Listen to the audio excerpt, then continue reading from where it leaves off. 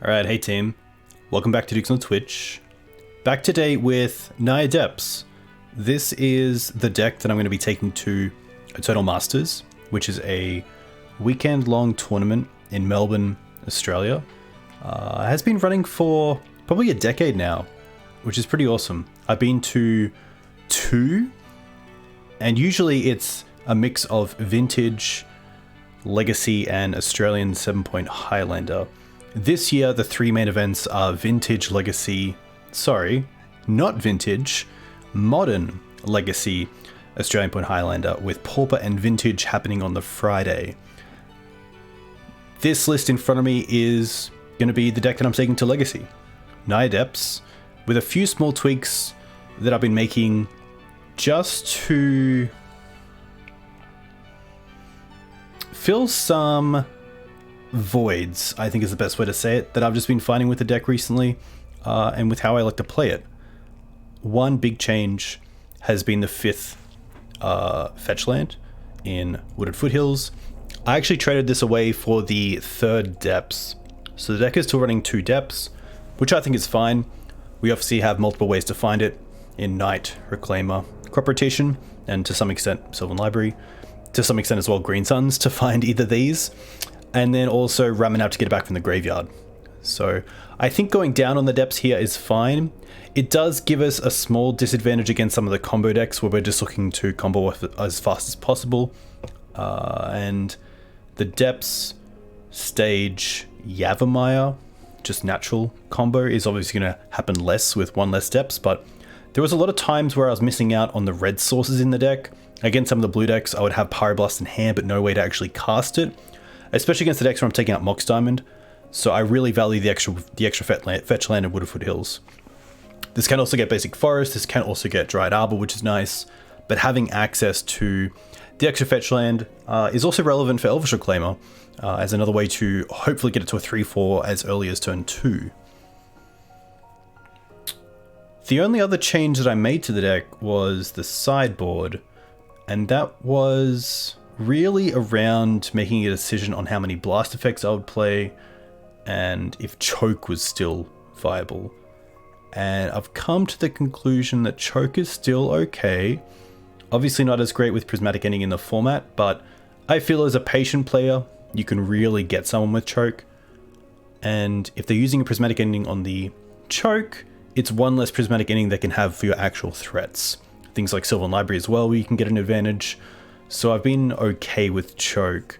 I was going to cut it down to one, but I feel like having two in the deck just makes me see it a lot more than I would as a one-off. Obviously, as a card, we can't really tutor for either. There was some consideration for Gaddock Teeg. For this event, I definitely expect Blue-Red Delver. I definitely expect Death and Taxes as well. Sneak and Show has done pretty well at the event historically, so I could see that coming. I've actually made a bit of a spreadsheet thanks to Mextortion for sending it out. If you haven't checked out MinMax blog, definitely do so. And here we can see the kind of matchups that I'm aiming for. So Blue-Red Delver, Death and Taxes, some sort of Stoneblade lists, Jeskai Breacher, Sneak and Show, 4-color control, Greenlight Depths, lands, 8-cast Elves, Reanimator, Ant Test, Doomsday. These are typically the decks that I think I'm going to be playing against. But I just wanted to add a few more in here to have a bit more of a general guide for players to use going forward. If we look at the full screen, we can kind of see it here. The sideboard main deck running 61 main, which I guess I can also discuss right now as well. I think this deck has more than enough tutor effects for me to comfortably play 61. The 61 card in this case being Maverick, because I believe having Maze in the deck with so many ways to find it is going to win me a lot more games than games where I haven't drawn the specific card I need on top of my deck because of having that 61st card. I know some players don't like the 61, and that's fine. I typically like to run 60 in most of my decks, but I think in this deck where you have so many cards, I guess you could also invite the fetches into this pile, but you have a lot of ways to churn through your deck. You're not going to see as many cards as Delver, but you are going to be able to find the cards you need through tutor effects pretty frequently. So that's the basis of my reasoning for running the Maze of Ith is that we do have enough ways to find it and find other cards, mainly lands and creatures, that it shouldn't matter. This, yeah, I think this deck is pretty well positioned. I have been having a pretty hard time against the Hull Day decks. We don't have great ways to interact at instant speed with Planeswalkers. It's mainly Prismatic Ending, or post-board we have Pyroblast and Red Elemental Blast at instant speed. But those sort of decks, especially with Teferi in play, can be really hard to get some sort of advantage on. In the past, most green-white decks have a good time against the control decks because of Sylvan Library and the ability for them not to really interact with it. But with Prismatic Ending in the format, and obviously Teferi Bounce, and then Narset Hull Breacher turning off Sylvan Library without even spending a card to destroy the library is really tough. It's a pretty bad feeling when you have to, Prismatic Ending a Narset after they've already drawn 2 cards of it. It's essentially a 3-for-1. But Sylvan Library, I think, still has some play against some of these decks. It's just a case of kind of figuring out how I want to board against them. So I think what we'll do first is just have a look at Blue-Red Delver. Probably the matchup that I'm going to see the most. So Delver is a deck where they're going to apply pressure through creatures, meaning these are probably my top priority spells. What I don't want to see most likely is Sylvan Library, especially if they have got multiple creatures in play. There is a pretty high chance that Sylvan Library can just lead to me being burnt out by things like Bolt, or just being hit once by a Murktide. But I do think post-board, I want to change up the way I sideboard with Sylvan Library and potentially keep 1 in. Because a lot of my sideboard cards, like Endurance and the Blasts, are going to really slow them down in regards to dealing with their threats. And I find that one way to lose the post-board games is to have really good 1-for-1 removal, but then not having anything to back it up.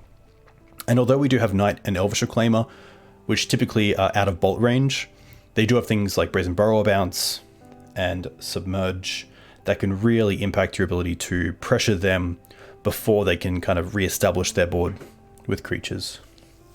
I still like the Dark Depths playing against Blue-Red. They usually have Wasteland and Brazen Borrower in the main deck, and of course post-board things like Submerge, which can be a bit tricky to navigate around. Karakas is also a card that I could see going. I do like the Mox Diamonds. The Mox Diamonds play pretty vital roles in playing around days, having mana, especially red mana, and also just a land to put into the bin as an extra way to build Elvish Reclaimer up. Mox can be hit with Brazen Borrower, which can be really brutal if they're on the plan of just wasteland you out. But most of the time, I'm pretty happy to have Mox Diamond in here. It's really nice to be able to play your 1 mana removal on turn 1 and play around days at the same time. I think that's a huge advantage that Mox brings to it. So I'm not too sure if I would actually drop any other lands other than Karakas. So usually in this matchup, we bring in the 2 Endurances, the 3 Blasts, and I don't mind 1 Choke. I don't typically bring in double chokes because I find that they're pretty dead in multiples. Choke is also a card that I'm happy to play when they're tapped out, not when they have open mana. And also, Blue-Red Delver just, in games 2 and 3, really try to get as many creatures into play as possible. So it can be awkward to try to cast a choke on turn 2 or 3 when they have 2 or 3 creatures out already. You can just die on the swing back, so Choke is one of those cards where, again, in the early game, you want to take them off as many threats as possible, get to a stage where you're trying to gain a little bit of advantage, either by Sylvan Library, potentially, or going in with your Elvish Reclaimers and Knights as X4s or bigger. But Expressive Iteration is the big card that I think of when my opponent is trying to turn the corner after we've traded kind of 1-for-1 for a lot of creatures. Night of Autumn, I usually cut. Sometimes my opponent brings in some artifacts or enchantments to deal with Dark Depths. Things like Pithy Needle or Torpor Orb to some extent. So not Torpor Orb, Winter Orb I've seen. But usually Night of Autumn just isn't really where I want to be. Karakas, 2 libraries. I don't mind dropping a crop. Especially against a Days and Force deck. It can be pretty tough. It is nice to be able to crop in response to a Wasteland, but I don't mind just having the 3 here. Safekeeper's fine. It really impacts their ability to bounce things, which is fantastic. And it is probably the safest way to go off in games 2 and 3, if not also game 1. Bog I still like because of DRC and to some extent Murktide. It's a little bit awkward with Murktide because you have to pre-plan it, but I think that Bog deserves the slot still. The Knights are great, the Reclaimers are great. So here we have 6. Sorry, trading in 5.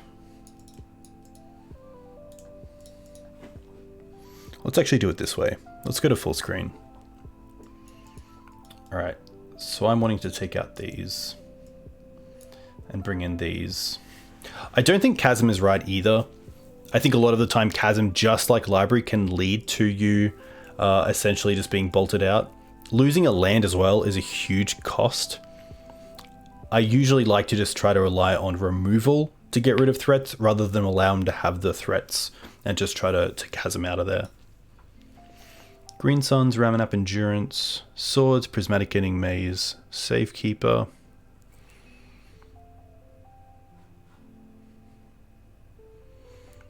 It was the crop.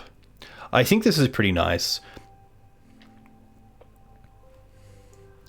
There's the extra library though. It's definitely interesting.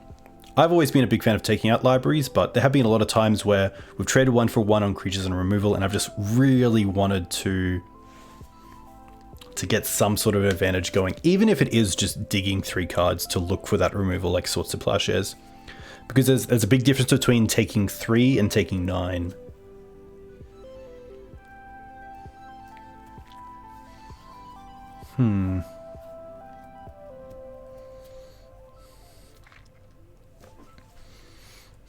Still pretty happy with my lands. Maybe it is something like this.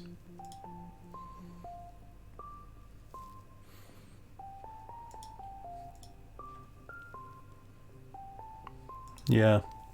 I think it might differ player to player, but I think this is a pretty good line. So let's see. Against Blue-Red Delver, we're taking out Knight. We're taking out Karakas. Taking out 3 libraries. We're taking out 1 crop. 3, 4, 5, 6. And then we're bringing in 1, 2, 3, 6. Play or draw isn't too different. There is a world where on the draw I wouldn't bother with the choke, and potentially on the play be more open to having the library than on the draw. But that's definitely a tough one. I think in general I'm pretty happy with that. So let's look at Death and Taxes. Death and Taxes is a matchup where it's going to go long, hopefully. My big things are Safekeeper's your best card. It's fantastic against every single one of their pieces other than Wasteland. It plays around a lot of their sort of tap out stuff like Solitude, which is nice. Plays around Karakas, Swords to Plowshares, of course. Skyclave Apparition if that's an issue, or Flicker Wisp. Things I don't like against Death and Taxes. And I think this is where I should be more naturally going towards what lands don't make it. So instead of Karakas going out, Bog can definitely go out. That's a pretty easy one. I also like kind of just going trade for trade. So let's take out Bog, but bring in Tower the Magistrate. Tower's really nice at killing germ tokens, because Kaldra is probably D&T's best tool against us at just pressuring us to win before they win. Otherwise, it's a little bit tough to deal with. We can Swords and Prismatic Ending the token, or try to go after the Stoneforge Mystic, which is typically the best. But with Flicker Wisp in the deck, they have ways to reset. So going after the germ only really gets us so far. Tower also doing some cool things, like obviously keeping other equipment off creatures. I do like the Oof here as well. I think that the Oof is potentially better than the Moxen. I think the Moxen just aren't that great here. The game, as I said, is going to be going long. And things like Flicker Wisp or Skyclave on the Moxen is pretty tough. I also like taking out a Depths and just having the 1 Depths, because typically the game isn't going to be relying on like an early Depths. It's going to be a long game where we're trying to set up a Safekeeper, get a 2020 to play, and then just sackle our lands to keep it alive for as long as we can. So what I like is playing Double Force and Paradox. I think that's pretty sweet. I still like Endurance as a 3/4 body with Reach. I still like Ramanap, even if they have maybe something like a Rest in Peace, is where I typically think about taking it out, but Ramanap just being able to get back lands is huge, especially with the 1 Depths. It is nice after they wasteland it to get it back from the graveyard. Green Sun's obviously great. Sylvan Library is still strong, especially the Force of Vigors being able to take out Spirit of the Labyrinth as well. Sylvan Library is just a great way to try to keep the value going. The issue with D&T is that all their creatures just are so good at value. Stoneforge is up a card, Recruit of the Guard is up a card. Flicker Wisp just adds to that. Solitude's very strong. Skyclave is very strong. So having multiple libraries, I definitely don't mind. Reclaimers are great. Crop Rotation's great. Knight's fine. Swords and Prismatic Endings are just MVP, especially for a turn 1 Mum. So I think this is probably going to be the plan. Tower, Oof, Force, and then out comes just a really nice alternate win con. Very hard for them to deal with outside of Commando, as Skyclave only deals with up to 4 CMC. They can Flicker Wisp it, but that's only a small way to deal with it, which is nice. Just a cool kind of like long tail thing. So we're looking at 3 Mox. 1 Bog, 1 Depths. 1 Bog. 1 Depths. 2, 1, 1. And 1. 5 in total. Nice. Stoneblade. Now, Stoneblade's interesting. Another deck where Teferi can really make these Mox Diamonds awkward. Prismatic Ending also pretty awkward on the Mox Diamond because it is just a 2-for-1 essentially. I think I like taking out Mox in there. I do like the Tower. I don't think we need the Oof. A lot of Stoneblade decks don't actually play Jit and rather just go for Kaldra and Batterskull. They might have a Sword in the sideboard, but otherwise I kind of like something like these cards. Definitely look better. I don't think we need both Forces, especially as it doesn't answer Kaldra. I do like Force for Back to Basics though, which you typically see out of those decks, or sometimes even Blood Moon. Chokes are strong. Just being able to hit their mana a little bit is quite nice and make them stumble. The Zone is just a nice way, as it's just an alternate win condition. The Tower is great for Kaldra. The blast effects are good. But this is 10 cards, so this is obviously quite a fair amount. Stoneblade typically have a pretty good mana base in terms of basics, so I don't mind trading away 2 Knights for 2 Endurance. Endurance is just a strong card, removing the graveyard for things like Snapcaster, or if they are a Murktide deck. A Flash creature is also quite nice. It's just like a 3/4 body against blue-white. The Blast is typically strong. I think the Ramanap can also come out. Usually the Wasteland plan isn't really where we want to be. I like taking out the Crop Rotation. The Karakas can typically come out. The Bog I still think has some sort of value. And because we are going down on Mox Diamonds, I don't really want to be playing 29 lands, so I could see a Wasteland coming down as well. Swords, I still think is really good for turn 2 Stoneforge Mystic, as it really turns off the ability for them to have a quick start with Kaldra. This is where things get a little bit more interesting. It could just be the extra crop. The crop isn't going for anything too great here. It's not like crop for Karakas or Bojuka Bug is going to win us on the game on the spot. And obviously it's a little bit rough in response against a blue deck.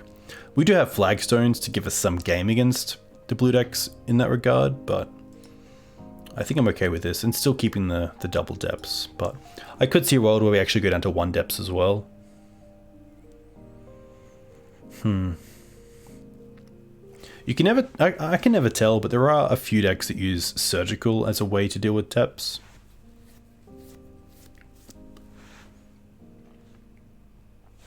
I think I'm gonna sleep on this, but I think this is kind of the general play of how I want to go about some sort of blue-white X deck. So Stoneblade, we're losing the Moxen. The swords I still like, the prismatic endings I still like.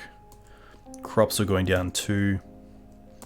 Knights are going down 2. Ramanap are going down 1. And then a Karakas. And a Wasteland. 3, 4, 5, 6, 7, 8, 9, 10.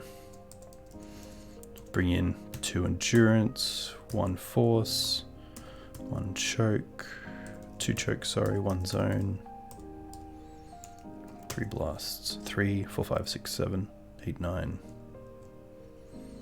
Where did I miss one? Oh, the tower, of course. Jeskai Breacher. This is another one that's quite frustrating. The tower isn't going to be coming in here. I don't mind the force as just a check, especially against Back to Basics and Blood Moon again. It's just nice to have force in the deck. For this matchup, I don't mind having the extra knight. So I think here it's going to be similar. I'm going to stop the Moxen. However, this is where I've been thinking. There is a world where the Mox has just the ability to turn on Sylvan Library as a turn 1 play is where I need to be to gain some advantage before they either use Prismatic Ending turn 2 on the library or have a turn 3 Narset or Hull Breacher.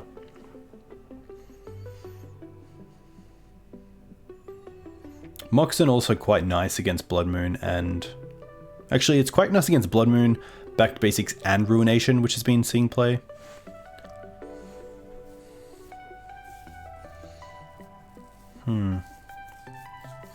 This is always the struggle against the Hull Breacher decks, because Sylvan Library, obviously without them, is strong, but with so many answers to it, really hard to keep up with.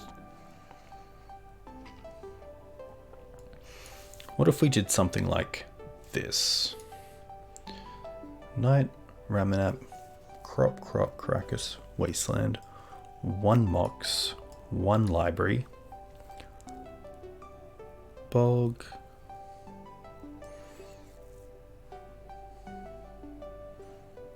one Depths. Ramanap's still not great because they can just go for basics. Crops against the blue. Karakas hits nothing. Wasteland typically hits nothing. Go down a Mox. Still have 2 Moxen to hopefully have that turn 1 library, or even just to play around some things like Blood Moon. Also just access to blue mana a lot quicker. I don't mind this.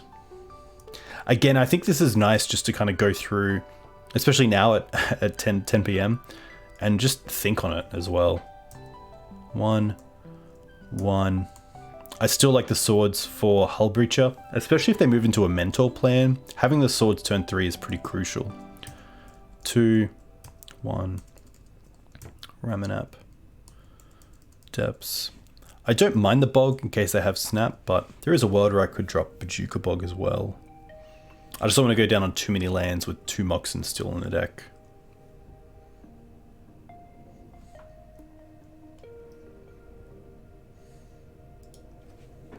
One Depths, 1 Wasteland, 1 Karakas, 3, 4, 5, 6, 7, 8, 9.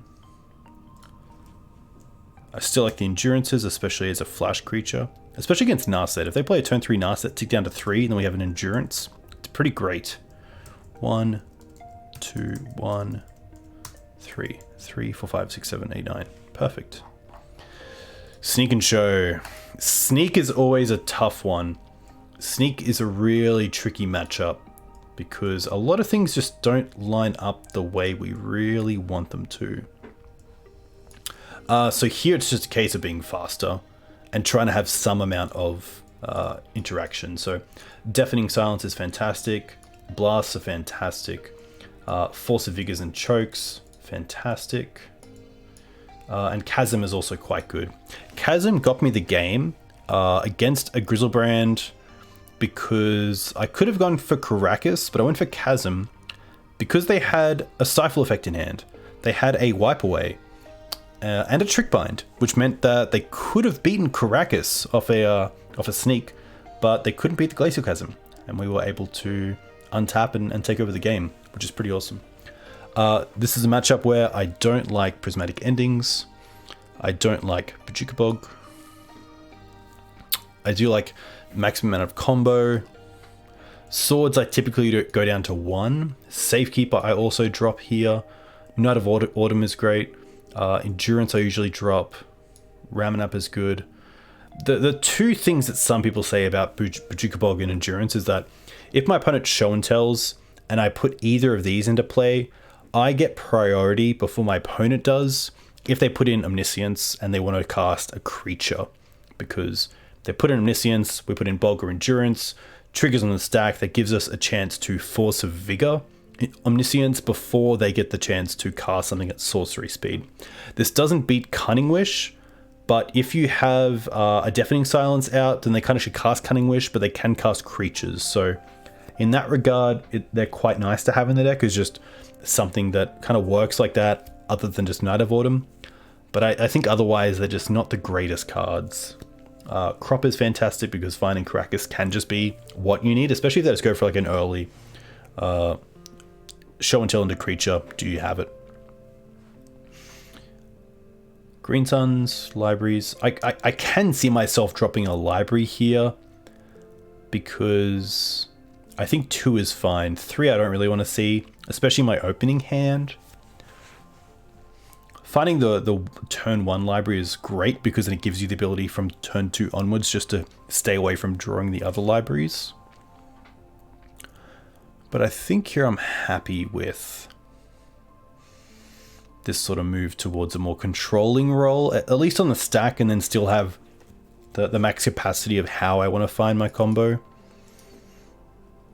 I don't mind this. Oof does turn off Lotus Petal if they're playing that, but I don't think that's enough. I think I'm pretty happy with this. We're looking to take out 3 swords, 2 endings, 1 Safekeeper, 1 Ramanap, 1 Bojuka Bog, 1 Endurance. Wasteland's still strong if they start on a volcanic start.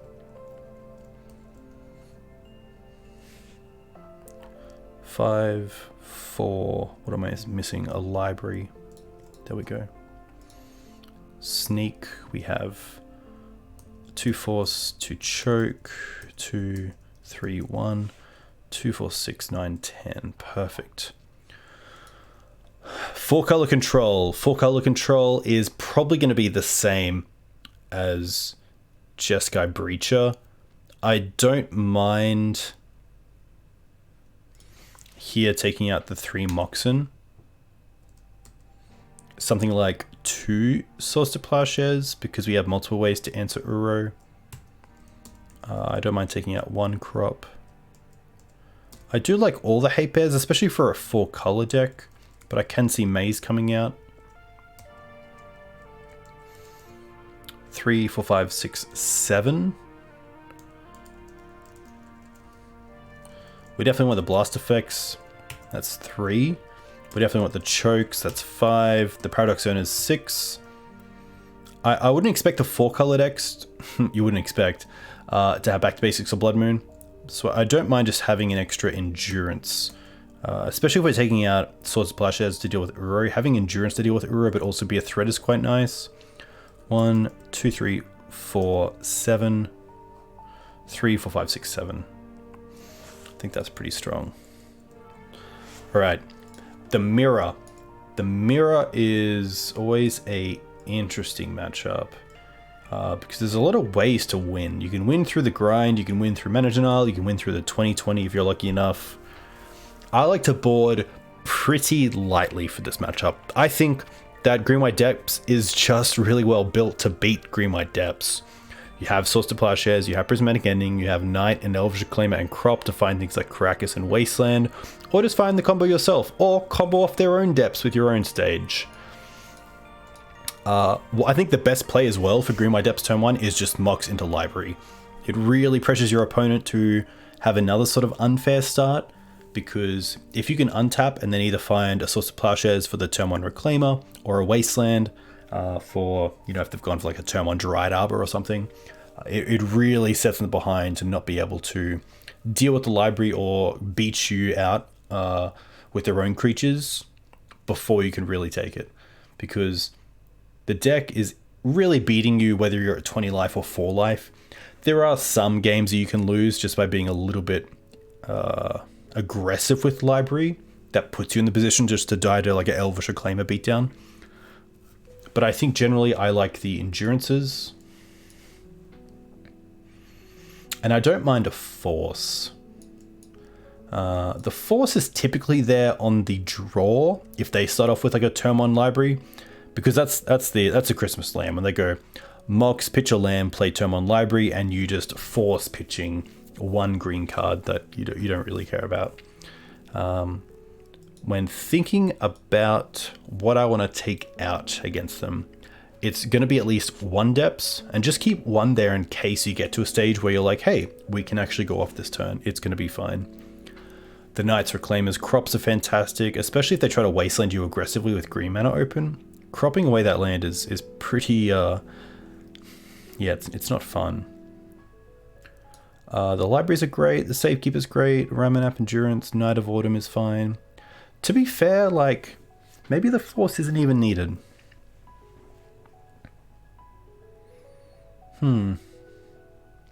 I could actually see a Yav. I actually don't mind this plan. Our opponent's going to have Yavimaya, we're going to have Yavimaya. We typically try not to play them, but I think this is fine. I do think Mox Diamond is still very good in this matchup, especially being able to get a turn 2 Knight or a turn 1 Library and just quicker than your opponent. So I think that's just going to be the play. So we're looking to Endurance them. Oh, sorry. We're looking to take out the Dark Depths and Yav and go for 2 Endurance. I think that's fine. If I saw anything spicy, I'd probably bring in the Force Certificate potentially, but otherwise I'm pretty happy with a light splash there. I think that's more than fine. Lands. Alright, lands is a little bit easier. 2 Endurance and the Force of Vigors, which we just saw somewhere. I know it's here. I know it's right in front of me, and I should be able to see it, but I can't for some reason. Maybe I actually accidentally removed it. I think I did because, yeah. So this is what I like. Exploration, Sylvan Library, Mox Diamond, anything like that I want to deal with, and then Endurance is great against their board. There is a world where I don't mind Collector Oof to turn off Mox Diamond, but I think that's if you want to be a really aggressive player. And in this case, I'm happy just to go like this. I'm going to take out 1 Depths. Probably the Maze. I think we just have so many good ways of dealing with their creatures that I don't really need to keep the Maze in. However, Maze also targets our creatures. So there is a world in this matchup where I actually want to have my creatures like Elvish Reclaimer and Knight as threats, deal damage, and then end of combat, untap my attacking Elvish Reclaimer or Knight to then use it on their turn. Mox Diamond and Library really strong. Knight of Autumn great.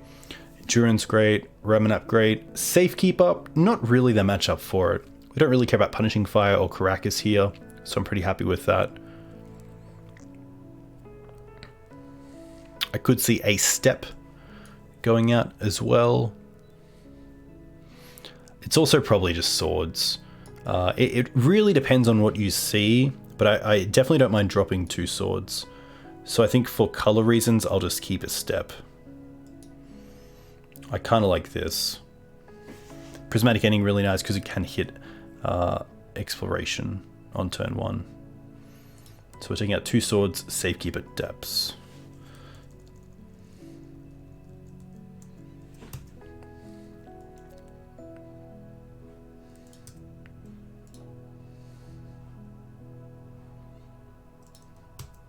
We're bringing in 2 Endurance, 2 Force. Alright, 8 cast. 8 cast is a really interesting matchup. And this is a matchup where I like to just go for the combo as soon as possible and just try to tower through them. Tower is a brutal card because it allows you to get through Thopter tokens, which is fantastic. And also Thought Monitor, which is nice. So here, I don't run Seeds of Innocence.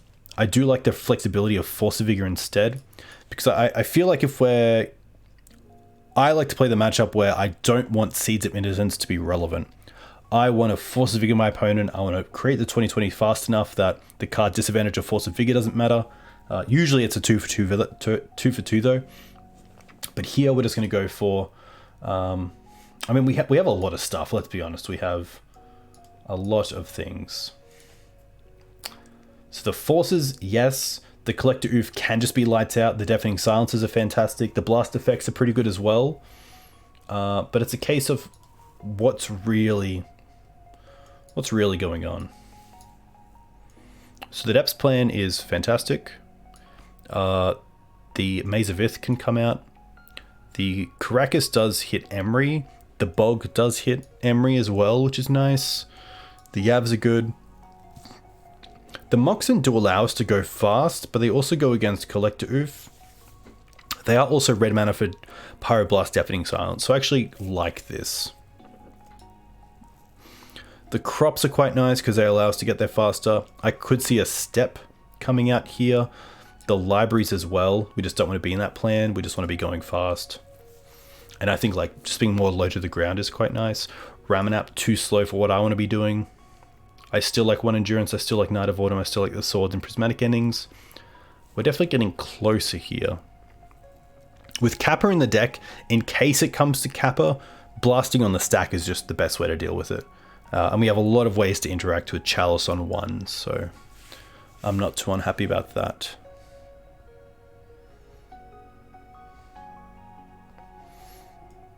I could see Endurance coming out, to be fair, and just really sticking on, if we want to 3-drop its Knight.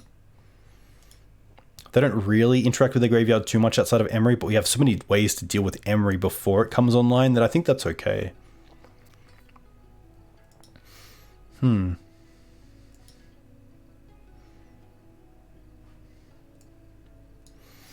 I could see it being a Depths, to be fair. They don't typically have ways to interact other than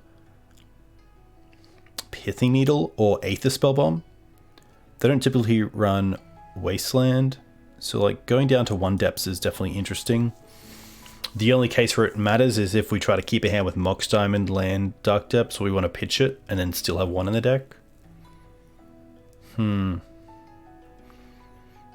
Could just be a Yav. I don't mind that.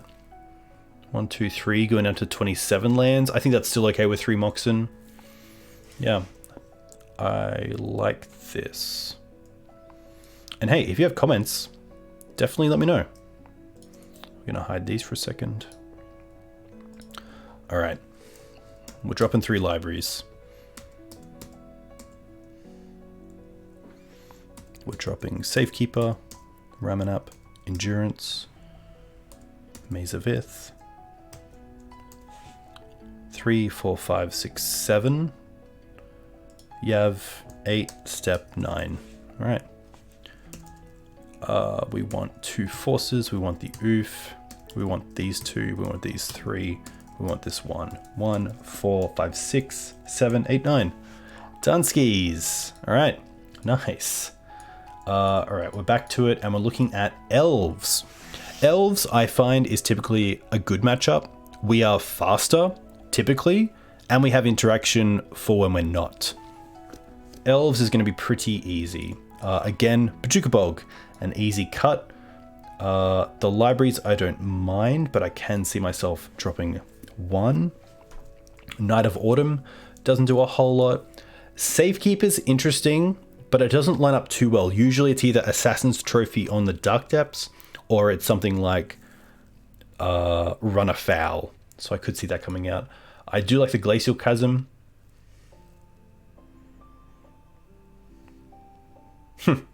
That's really it. Let's be honest here.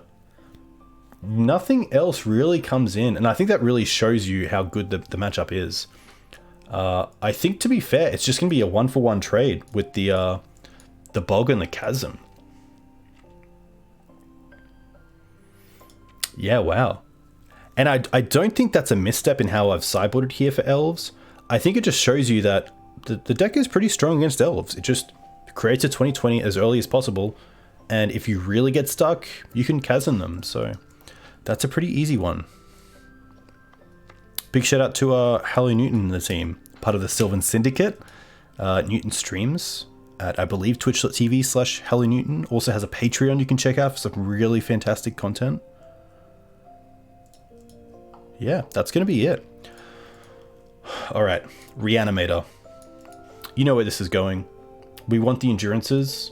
We want the Deafening Silences. And this is a matchup where I don't mind the Force of Vigors, just because it hits Animate Dead. Glacial Chasm is interesting, but it doesn't stop Archon attacking, which is tough. So I don't want that. It's going to be these 6, and for me, it's just going to be... The Prismatic Endings, I think, are just too slow if you are going to answer something like Animate Dead. The Maze of Ith is okay if they're going for Grizzle, but otherwise pretty tough. The libraries are just too slow, and the Ramanap is too slow. This is where I kind of like to be against Reanimator. So we're taking out the 3 libraries, the 2 Prismatics, the 1 Ramanap, and then we're bringing in 2 Endurance, 2 Force, and 2 Deafening Silence. I could see, again, a world where Oof for Lotus Petal is good enough, but I think it just doesn't do enough in this matchup that I really want it. Speaking of, though, I do want it against Ant, Tess, and Doomsday. So these are all going to be pretty similar. Most likely, we're going to be taking out swords against all of these decks. There is a world where Doomsday is playing the Murktide Baleful Strix version, so I'm not going to discuss that version. I think the Doomsday matchup is just really tough for Green-White X decks, so it's a case of just trying to put your best foot forward. And to be fair, the blasts do hit Murktide, and Endurance does do something.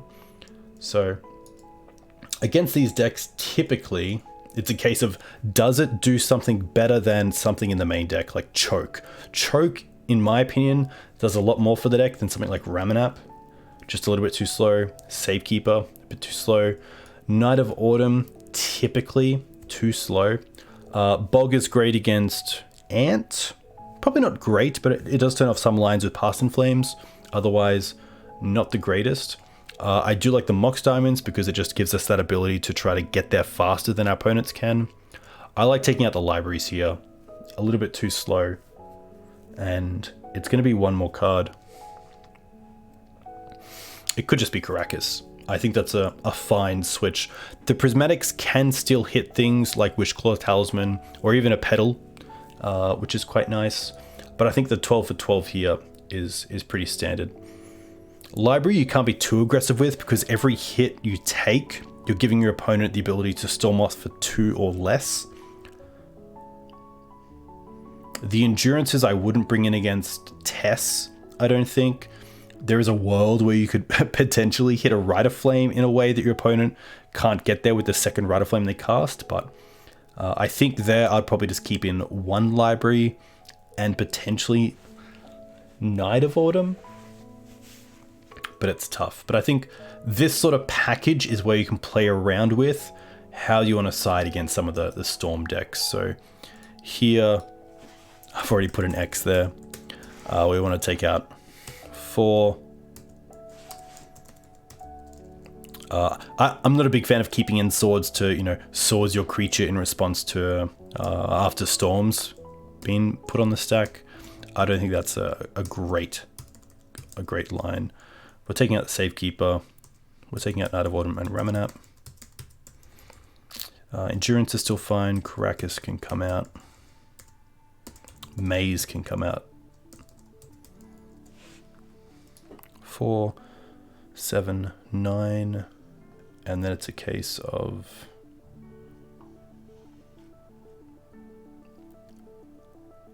what am I missing? Oh, the 3 libraries. There we go. There is a world. Look, there is a world where library being able to dig for something like Deafening Silence or Pyroblast is where you want to be. But it's tough. I think that potentially it's a case against Tess to leave in a library, take out don't bring in the 2 endurances, and just keep a creature in. But I think overall taking out the libraries are fine, because we want a lot of this stuff. Against Tess, we don't want these, but we want 2, 3, 4, 5, 6, 7, 10.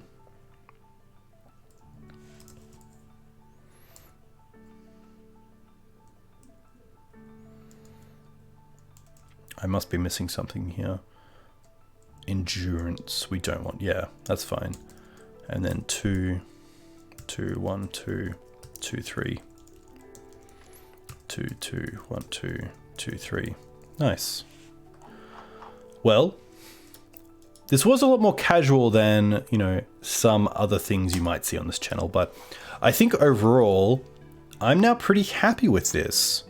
Yeah, look, I think that sideboarding is pretty subjective. I think that overall, you hopefully agree with some of my reasoning, but I just wanted to take you through how I would get ready for an event and, yeah, walk you through some of the reasons why I take out certain cards, how I approach a matchup, and maybe just some things that you do differently. I'd love to know if you have some thoughts on this. Definitely let me know in the comments, because I think that sideboarding is just an ever-learning and ever-growing part of Magic. I don't think that sideboarding, in my opinion, should ever be set on you sideboard like this and that's the only way. I think when it comes to a deck, there's a lot of different ways to play it. When it comes to matchups, there's a lot of different ways to play them. So I think that although this is kind of a guide to show you maybe how to sideboard with Green-White Maverick, Green-White Depths against a fair amount of decks in the field, don't take it as the be-all end-all. I am not correct 100% of the time. I am, you know, putting my own sort of spin on how I like to approach these matchups, and hopefully the sort of content does help you. But in saying that, just because I didn't take out Bog against a certain deck or bring in, you know, Endurance against a certain deck, doesn't mean that you're incorrect by not doing so as well. And I think that's the best part of Magic, is that the games are not only different, the players are different. Everyone likes to, you know, play their own game or play in their own style, which is very sweet. So, yeah. Hope you really enjoyed this. I actually just want to check something. I want to see which cards we kind of bring in the least. I think it is going to be these 2. That makes a lot of sense. Being pretty sort of bullet lands. But it is pretty interesting to see, you know, some of these cards we bring in a lot. Deafening Silence, mainly the combo decks. Force of Vigor, probably, you know, on the higher end of the sideboard cards that we bring in a lot. So, yeah, that's going to be me. If you guys want to join my Discord, you can find that link in the description below. If you want to support me on Patreon, hey, you would have found me there because this goes out on Patreon before I publish it anywhere else. I'll probably go live with this after the tournament, but a huge thank you to you guys for coming in and watching. I'm Dix on Twitch. Hope you're doing well. I'll see you next time.